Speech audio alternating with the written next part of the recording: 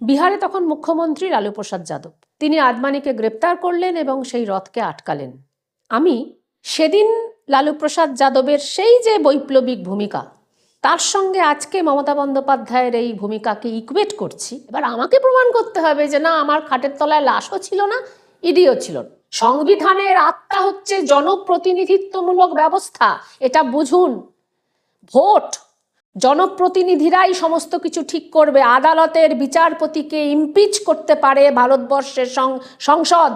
সংবিধানের গোটা কনস্টিটিউয়েন্ট অ্যাসেম্বলির যদি ডিবেটগুলো আপনি দেখেন, সেখানে বারবার চেষ্টা করা হয়েছে যে ভারতবর্ষকে ক্রমাগত আমলাতান্ত্রিক করা। ঈশ্বরের বিরুদ্ধে কোর্টে গেছো, ঠিক আছে, তাও যেতে পারো, হ্যাঁ, কোর্টে গিয়ে যা হবে আমরা তো জানি।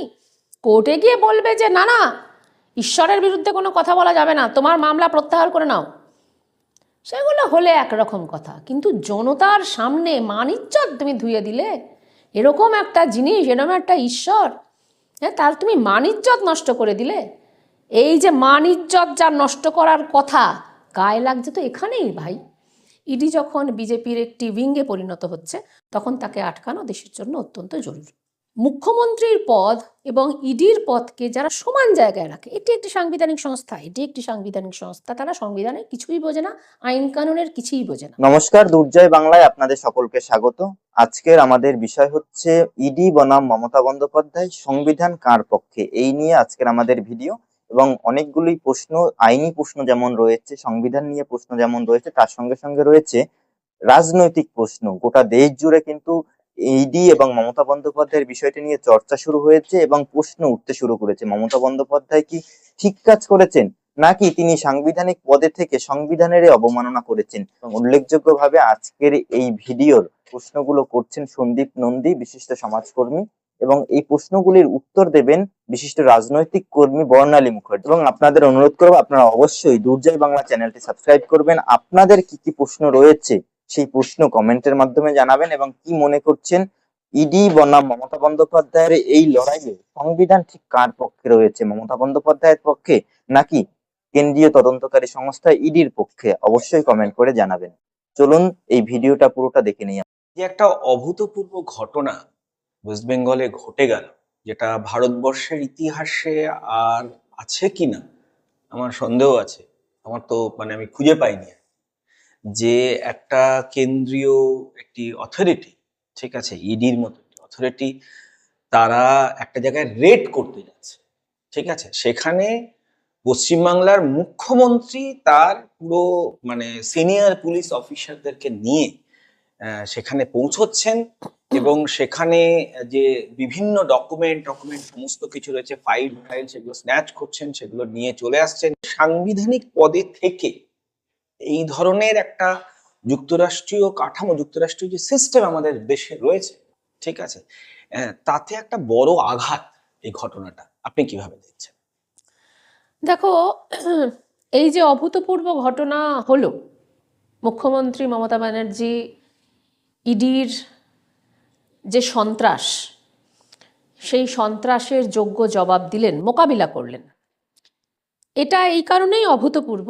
বিজেপির কেন অভূতপূর্ব লাগছে আমি জানি না, কিন্তু ভারতবর্ষের জনতার এটা অভূতপূর্ব লাগছে এই কারণেই, কারণ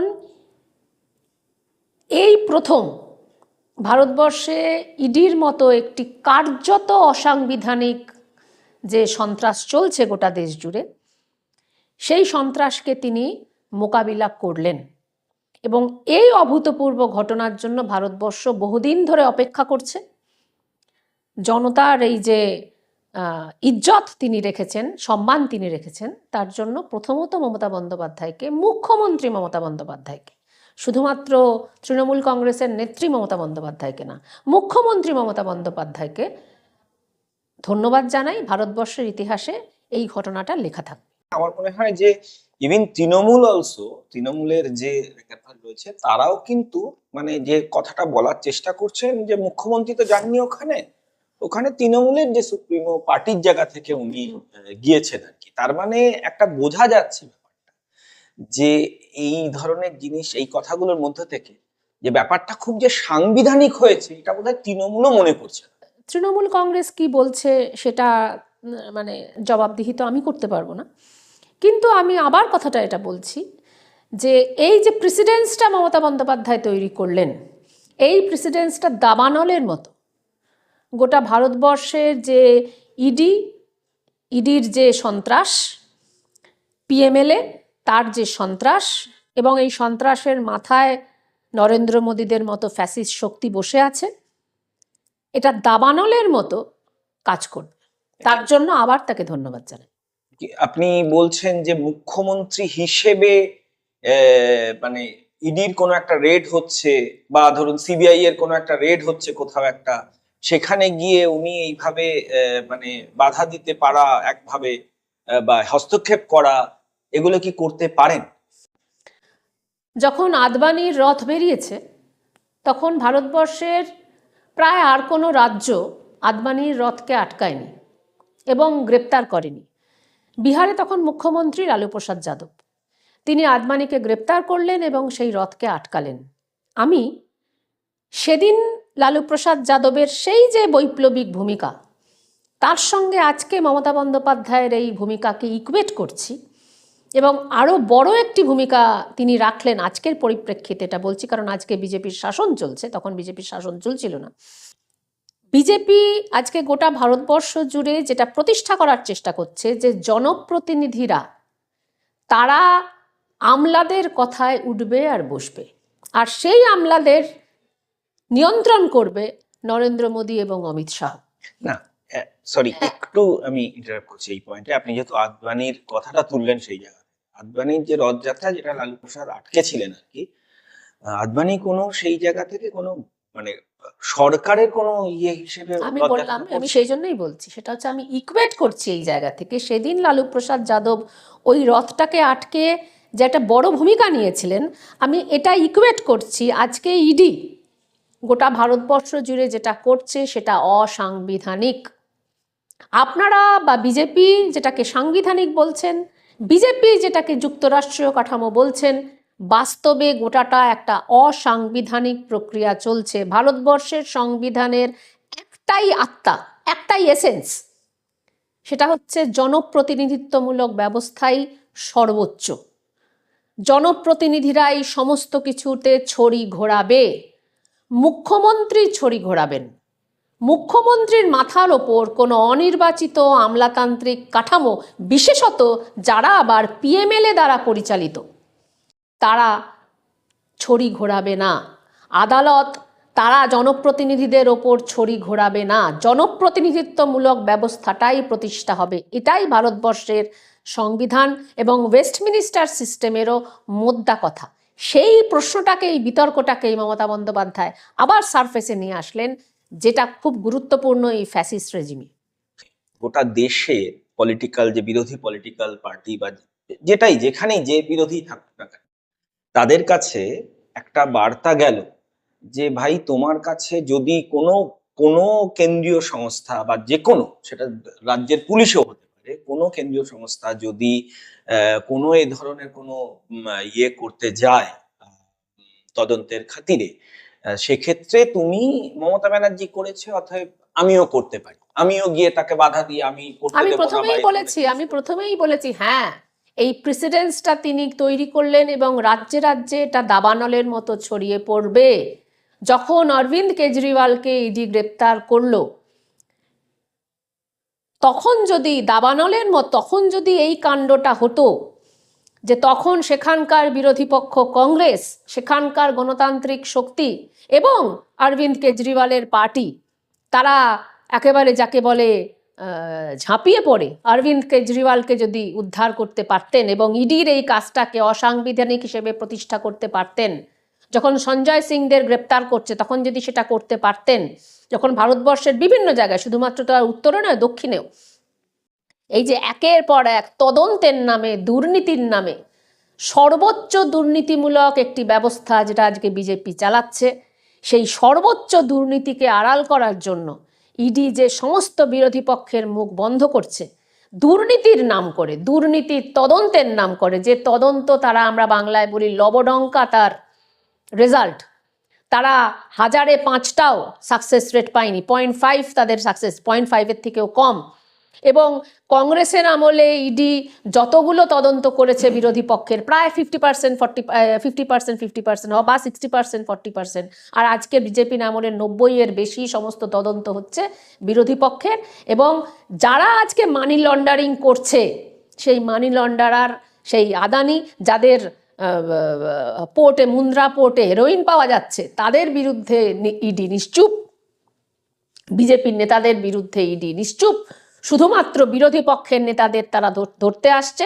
ফলত ইডিকে আটকানো, ইডির যে অশ্বমেধের ঘোড়া, সেই অশ্বমেধের ঘোড়াকে আটকানো অত্যন্ত জরুরি। এবং সেই অশ্বমেধের ঘোড়ার যে লাগাম, সেটা আজকে মমতা বন্দ্যোপাধ্যায় ধরেছে। এটা আবার বলছি, ভারতবর্ষের দাবানলের মতো এটা ছড়িয়ে পড়ুক, এটাই গণতন্ত্র চায়, রাজ্যে রাজ্যে ছড়িয়ে পড়ুক।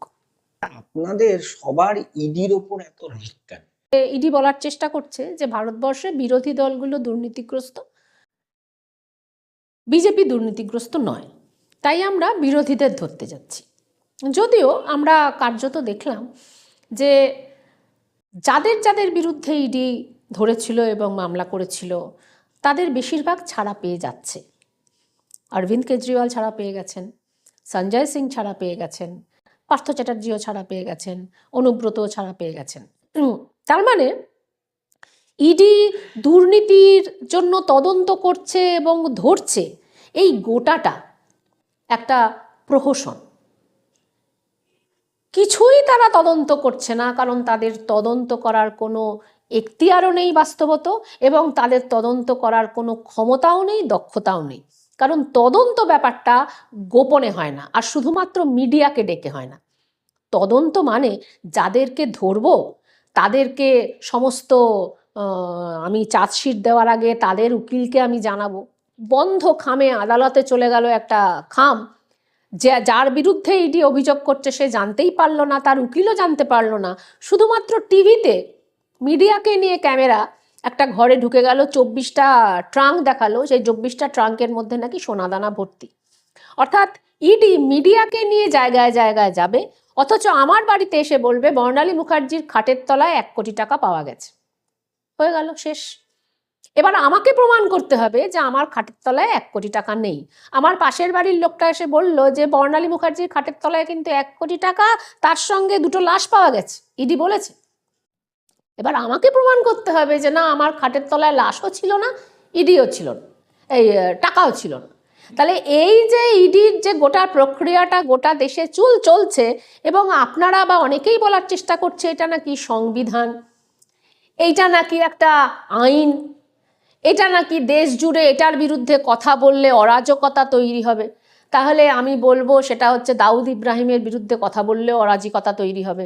ওই যে চন্দন কাঠের চোর, তার বিরুদ্ধে কথা বললে অরাজকতা তৈরি হবে। ভারতবর্ষে এরকম একটা একটা সংবিধানের ওপর একটা টিউমার, একটা ক্যান্সার, সেই ক্যান্সারকে ছেঁটে না দিয়ে, সেই পিএমএলএকে ছেঁটে না দিয়ে, এবং সেই ক্যান্সারকে যারা প্রতি মুহূর্তে ব্যবহার করছে বিজেপি, তার বিরুদ্ধে মমতা বন্দ্যোপাধ্যায় সাহস দেখিয়েছেন। মমতা ব্যানার্জি যেটা করছেন সেটা কি সাংবিধানিক? এক।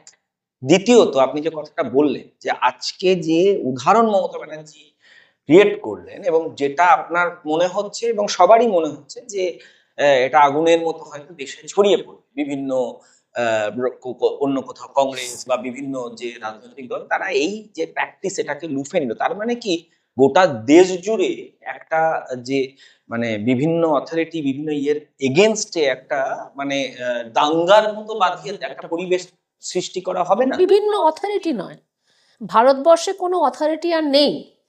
ভারতবর্ষের আদালতের যিনি মাথা, রঞ্জন গগৈ, তিনি রাম মন্দির নিয়ে রায় দিয়ে তারপরে বিজেপির সাংসদ হয়ে গেছেন। ভারতবর্ষে আর কোনো অথরিটি নেই। ভারতবর্ষে যিনি প্রথম লোকপাল বিজেপির আন্ডারে, তিনি চোরের মহারাজা, এবং তিনি সমস্ত জায়গায় চুরি করে বেড়াচ্ছেন। ভারতবর্ষে আর কোনো অথরিটি নেই। ভারতবর্ষে দেখা যাচ্ছে যে ইডি এবং সিবিআই শুধুমাত্র বিরোধীদের ধরছে। ভারতবর্ষে মহামান্য বিচারপতিরা শুধুমাত্র উমার খালিদদের বিনা বিচারে আটকে রাখছে। তাহলে এই যে পরিস্থিতি আজকে ভারতবর্ষে চলছে, এই পরিস্থিতির বিরুদ্ধে আপনারা যেটাকে বলছেন সংবিধান, সেই সংবিধানের আসল কথাটা বুঝুন। সংবিধানের আত্মা হচ্ছে জনপ্রতিনিধিত্বমূলক ব্যবস্থা, এটা বুঝুন। ভোট জনপ্রতিনিধিরাই সমস্ত কিছু ঠিক করবে, আদালতের বিচারপতিকে ইমপিচ করতে পারে ভারতবর্ষের সংসদ। হ্যাঁ, সেটা করে না। ভারতবর্ষের সংসদ রঞ্জন গগৈকে ইমপিচ করতে পারত, সেটা করেনি।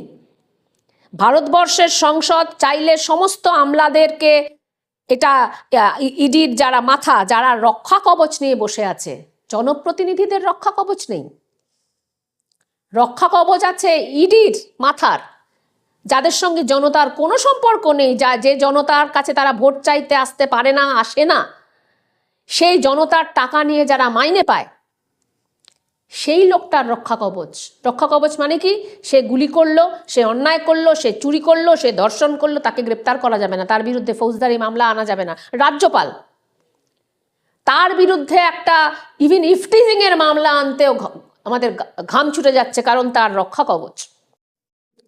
আদালতের মাথা তাদের রক্ষা কবচ, আর যখনই জনপ্রতিনিধিদের কথা আসবে তাদের কোনো রক্ষা কবচ নেই। একটা রাজ্যে সে তুমি ঢুকছো, এমনকি সিবিআই কেও রাজ্য সরকারের অনুমতি নিতে হবে, ইডির সেই বাজ বিচার নেই। ইডিকে কাউকে কিছু জানাতে হবে না, এমনকি পুলিশকে ইনফর্ম করছে, 6:45 ঢুকছে সকাল, বিকাল দুপুর 12টার সময় গিয়ে পুলিশকে গিয়ে বলছে যে আমি এসছিলাম। তার মানে রাজ্য, যুক্তরাষ্ট্রীয় কাঠামো মানে দাদা কেন্দ্রের অভিভাবকত্ব নয়। নরেন্দ্র মোদী আমাদের বাবা নয়, প্রধানমন্ত্রী আমাদের বাবা নয়, কেন্দ্রীয় সরকার আমাদের বাবা নয়, রাজ্য সরকার আমাদের মা। বেশ, আমি বলছি যে একটা তো গেল হচ্ছে বিভিন্ন রাজ্যে বিভিন্ন মুখ্যমন্ত্রীরা তাহলে এরপরে কি করবে, বা অন্যান্য বিভিন্ন নেতারা তাহলে কি করবে, যে সেখানে তার কাছে কোনো রেট পড়লো, সাথে সাথে সেখানে গিয়ে তার লোকজন গিয়ে বা সে নেতা গিয়ে আমার এখানে টাকা ছিল কিছু বের করে দিল। আইন মেনে করো, না, না। আইন মেনে করো। ভারতবর্ষে রাজ্য সরকারের যে ক্ষমতা, সেই ক্ষমতা মেনে করো। না না, তার মানে কি আমি বলছি, এটা দেখুন, যেখানে একটা রাজ্যের মুখ্যমন্ত্রী এরকম গিয়ে একটা উদাহরণ ক্রিয়েট করলেন, তাহলে কালকে আমার পাশের বাড়িতে ধরুন পুলিশ আসছে কোনো একটা রেড করতে বা কিছু করতে, ঠিক আছে, সেখানে কোনো একটা প্রমোটারের বাড়িতে বা কোনো কিছুতে সে গিয়ে বললো না আমার এখানে অনেক টাকা টাকা ছিল বলে তার কিছু জিনিসপত্র সে ওখান থেকে সেটা অস্ত্র শস্ত্র হতে পারে বা যা কিছু হতে পারে, সেখানে সে একটা প্যাকেটে করে সরিয়ে নিয়ে যাচ্ছে। তার মানে কি এটাকে সাপোর্ট করা হবে? দেখুন, সাপোর্ট তো আমরা করি, আমরা বলি বিচার চলুক বিচারের পদ্ধতিতে। তার মানে পুলিশ যখন আসছে তার একটা নির্দিষ্ট আইন আছে, ইডির মতো না। পুলিশকে চার্জশিট দিতে হয়, যদি চার্জশিট সে দিতে না পারে 3 দিনের মাথায় তাকে ছাড়তে হয়। যখন পুলিশ রেড করতে আসছে দেখা যাচ্ছে যে সত্যি সত্যি একজন কালো টাকার মালিক সেই টাকাটাকে সরিয়ে দিচ্ছে, সেটা মেনে নিতে হয়। আমাদের আইনকে আইনের পথে যেতে দিতে হয়। সেই লোকটা নিজেকে ডিফেন্ড করার অধিকার পায়। কোর্টে যাওয়ার আগে তাকে বসে বলতে পারে যে না আমি তো চুরি করিনি। তখন পুলিশকে প্রমাণ দিতে হয়। পুলিশ তখন বলে না আমি তোমাকে বলে দিয়েছি এবার তোমার প্রমাণ করার দায়। এরম বলার অধিকার নেই। তার মানে পুলিশের এই যে সাংবিধানিক যে প্রসিডিওরটা তার আছে, সেটার কি অন্যথা হয় না? হয়। পুলিশ কি অন্যায় করে না? করে। কিন্তু পুলিশের একটা নিজস্ব একটা কাঠামো আছে, একটা নিজস্ব আইনগত কাঠামো আছে। পুলিশের থানায় গিয়ে যদি পুলিশ কাস্টাডিতে কেউ মারা যায়, আমরা বলতে পারি যে এটা চলবে না, পুলিশকে আমরা সাসপেন্ড করতে পারি, পুলিশের নামে গ্রেপ্তারি পরোয়ানা জারি হতে পারে। কিন্তু ইডি এগুলোর সমস্ত কিছুর ঊর্ধ্বে।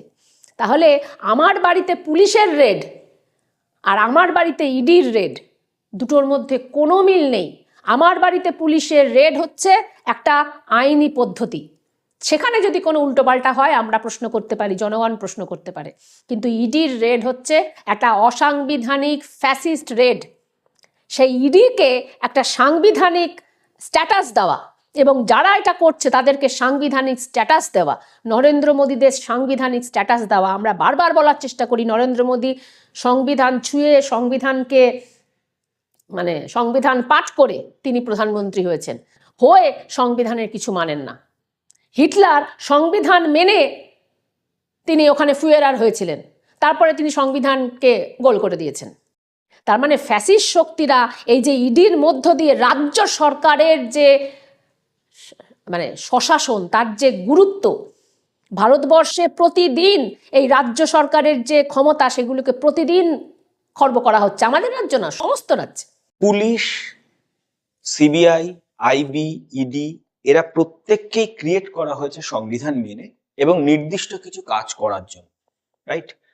প্রত্যেকে প্রত্যেকের কাজ করবে, এটাই তাদের কাছ থেকে এক্সপেক্টেড, এবং মানুষ, বাকি সমস্ত সংস্থা তাদেরকে সহযোগিতা করবে নিজেদের কাজ করার জন্য। সেখানে কারুর কাজে এইভাবে বাধা দেওয়া, সেটা পুলিশের হোক, আইবি হোক, সিবিআই হোক বা ইডি, এটা ভারতবর্ষের, আমাদের দেশের জন্য, দেশের কাঠামো শুধু বলবো না, আমাদের দেশের জন্য কি এটা একটা ভালো কোনো ইয়ে? হ্যাঁ, শিক্ষক শিক্ষকতা করবেন, ডাক্তার ডাক্তারি করবেন। এবার শিক্ষক যদি ডাক্তারি করতে শুরু করেন তাহলে আমার শরীরের জন্য সেটা আটকানো অত্যন্ত জরুরি। ইডির কাজ হচ্ছে মানি লন্ডারিং দেখা, আন্তর্জাতিকভাবে সন্ত্রাসের সঙ্গে যে যুক্ত, ড্রাগ কারবারের সঙ্গে যুক্ত যে মানি লন্ডারিং সেটাকে দেখা। সেটা তিনি না করে আদানির যে মানি লন্ডারিং চলছে হেরোইন ব্যবসাকে কেন্দ্র করে, সেটা তিনি না দেখে তিনি সমস্ত আদানি যে সমস্ত বন্দর দিয়ে মাফিয়া চক্র চালাচ্ছেন, এয়ারপোর্ট বন্দর এবং জল বন্দর, সেটা না দেখে, অর্থাৎ মানি লন্ডারিং, সেই মানি লন্ডারিং না দেখে ইডি যখন বিজেপির একটি উইঙ্গে পরিণত হচ্ছে তখন তাকে আটকানো দেশের জন্য অত্যন্ত জরুরি। বেশ, মুখ্যমন্ত্রীর যে পজিশন সেটা একটা সাংবিধানিক পজিশন, ইডিও একটি সাংবিধানিক সংস্থা। এই বিভিন্ন সাংবিধানিক সংস্থা, সাংবিধানিক পজিশন একে অপরের সাথে এইভাবে মারপিট এটা করে, বাজে কথা। মুখ্যমন্ত্রী একটি সাংবিধানিক সংস্থা এবং ইডি দেশের সরকারের একটা এজেন্ট, অর্থাৎ মুখ্যমন্ত্রীর পদ এবং ইডির পদকে যারা সমান জায়গায় রাখে, এটি একটি সাংবিধানিক সংস্থা, এটি একটি সাংবিধানিক সংস্থা, তারা সংবিধানের কিছুই বোঝে না, আইন কানুনের কিছুই বোঝে না। মুখ্যমন্ত্রী একজন জনপ্রতিনিধি, তিনি সংবিধানের মাথা, এবং এটা হচ্ছে অধস্তন কর্মচারী। কর্মচারীদের মতো করে থাকতে হবে। একজন শিক্ষক, তাকে শিক্ষক হতে হবে, তিনি তার জায়গায় হেডমাস্টার হলে চলবে না।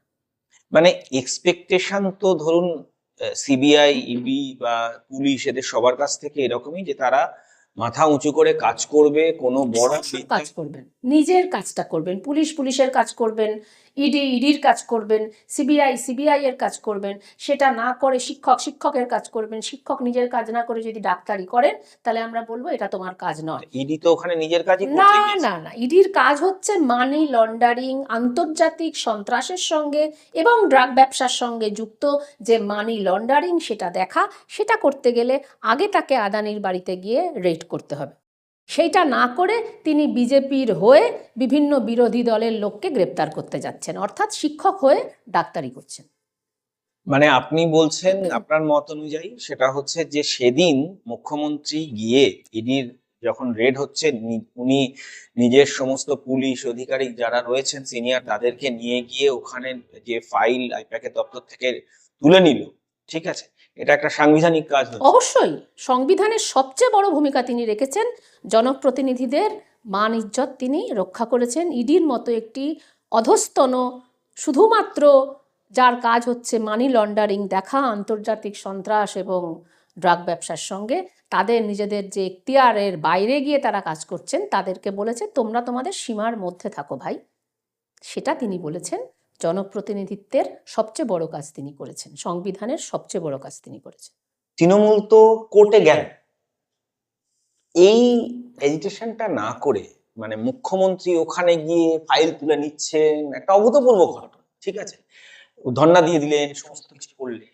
এই ঘটনাটা না করে তৃণমূল তো কোর্টে, ইডির এগেনস্টে কোর্টে যেতে পারতো, যে আমাদের যে প্রথম কথা হচ্ছে যে তৃণমূল যে কথাটা বলছে যে আমাদের যে ইলেকশনের বিভিন্ন ডকুমেন্ট। দেখুন, আপনার পরের প্রশ্নটা আসার আগে এই প্রশ্নটার উত্তর দিই, কারণ এই প্রশ্নটা চলছে চারিদিকে, যে কোর্টে যখন গেল তখন আর এটা করার কিছু দরকার ছিল।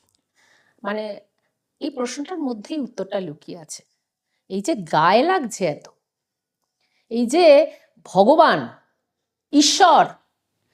ঈশ্বরের বিরুদ্ধে কোর্টে গেছো, ঠিক আছে, তাও যেতে পারো, হ্যাঁ, কোর্টে গিয়ে যা হবে আমরা তো জানি। কোর্টে গিয়ে বলবে যে না না, ঈশ্বরের বিরুদ্ধে কোনো কথা বলা যাবে না, তোমার মামলা প্রত্যাহার করে নাও, সেগুলো হলে একরকম কথা। কিন্তু জনতার সামনে মান ইজ্জত তুমি ধুয়ে দিলে, এরকম একটা জিনিস, এরকম একটা ঈশ্বর, হ্যাঁ, তার তুমি মান ইজ্জত নষ্ট করে দিলে। এই যে মান ইজ্জত যা নষ্ট করার কথা, গায়ে লাগছে তো এখানেই ভাই, ফোসকা তো এখানেই পড়ছে, যে এই যে ঈশ্বর হিসেবে নিজেকে প্রতিষ্ঠিত করেছে ইডি এবং নরেন্দ্র মোদী এবং ফ্যাসিস্টরা, তাদেরকে জনতার সামনে উলঙ্গ করে দিয়েছে। জনতাই শেষ কথা বলবে। এখানেই তোমাদের গায়ে লাগছে আর এখানেই আমাদের জয়। এতদিন ধরে তো সারা দেশে এত, বা পশ্চিমবাংলেও এত ইডি রেড হয়েছে, এত কিছু হয়েছে, ঠিক আছে। এই আইপ্যাকের এখানে, যেখানে ইডি যদিও বলেছে ওরা কোনো ফাইল টাইল এইভাবে নেয়নি বা কিছু, বা নিয়েছে তার কোনো প্রমাণও সেইভাবে নিয়ে গেছে, কি এমন হয়ে গেল, কি এমন ছিল বলে মনে হয় হলো যে মানে মমতা ব্যানার্জিকে এই অবধি চলে যেতে হলো, রাজ্যের দেখো, মুখ্যমন্ত্রী ধর্ষণ তো অনেক হয়েছিল, নির্ভয়াটা তো প্রথম ধর্ষণ নয়। নির্ভয়াকে ওইভাবে বাস থেকে ছুঁড়ে ধর্ষণ করছে এবং যা যা হয়েছে আমি আর রিপিট করছি না, সেগুলো প্রথম নয়। ওই যে উন্নাওতে আদিবাসীর মেয়েটাকে ধর্ষণ করে তাকে মেরে দিল, ওটাও প্রথম নয়। কি এমন হয়েছিল যে এতদিন ধর্ষণের পরে দিল্লি, গোটা ভারতবর্ষ নামেনি, ইডি নির্ভয়ার সময় নেমে গেল? এইটা আমার মনে হয় কোনো ঐতিহাসিক প্রশ্ন নয়, কোনো একটা সময় বিস্ফোরণটা হয় এবং সামনে ভোট। আবার বলছি, জনতা যখন কথা বলে গায়ে লাগে, ফ্যাসিস্টদের গায়ে লাগে, সামনে ভোট। মমতা বন্দ্যোপাধ্যায় জানেন যে এখন জনতা নিজেকে শক্তিশালী ভাবছে, এবার আমার হাতে ক্ষমতা এলো, আগামী 3 মাসে আমরা ঠিক করব, সব নেতাগুলোকে আমার কাছে আসতে হবে, এসে বলতে হবে যে তুমি মাই বাপ।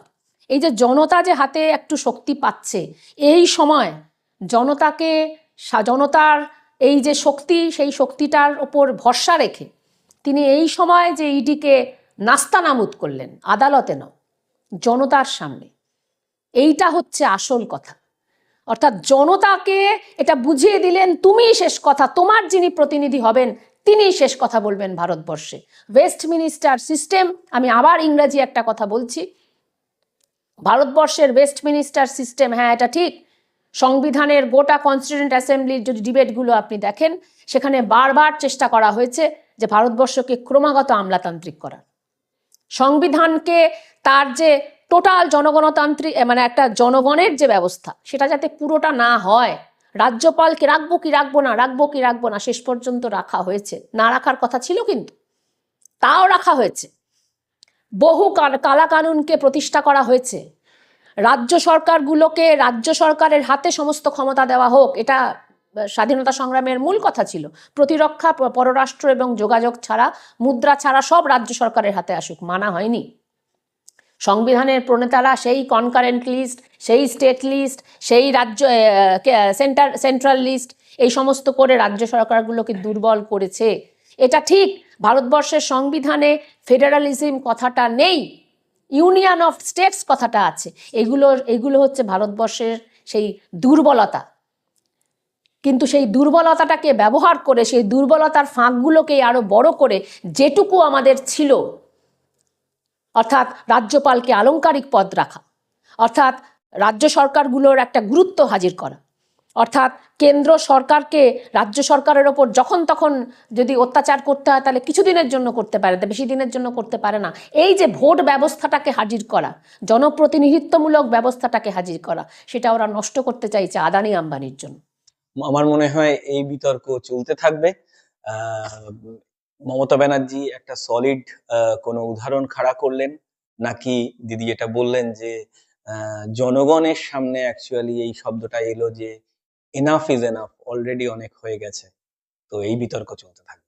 আজকের এই বিশেষ আলোচনায় যে প্রশ্নগুলো আপনারা শুনতে পেয়েছেন, সেই প্রশ্নগুলো করেছেন বিশিষ্ট সমাজকর্মী সন্দীপ নন্দী এবং উত্তরগুলো দিয়েছেন বিশিষ্ট রাজনৈতিক কর্মী বর্ণালী মুখার্জি। কেমন লাগলো আপনাদের আজকের এই আলোচনা অবশ্যই জানাবেন, এবং আগামী দিনে আপনারা এই ধরনের ভিডিও বা এই ধরনের অনুষ্ঠান দেখতে চান কিনা দুর্জয় বাংলার চ্যানেলে, সেটাও কমেন্ট করে জানাবেন। এবং পরিশেষে আরো একবার আপনাদের কাছে অনুরোধ, আপনারা অবশ্যই দুর্জয় বাংলা চ্যানেলটি সাবস্ক্রাইব করবেন এবং এই ভিডিওটি যদি ভালো লেগে থাকে তাহলে অবশ্যই শেয়ার করবেন।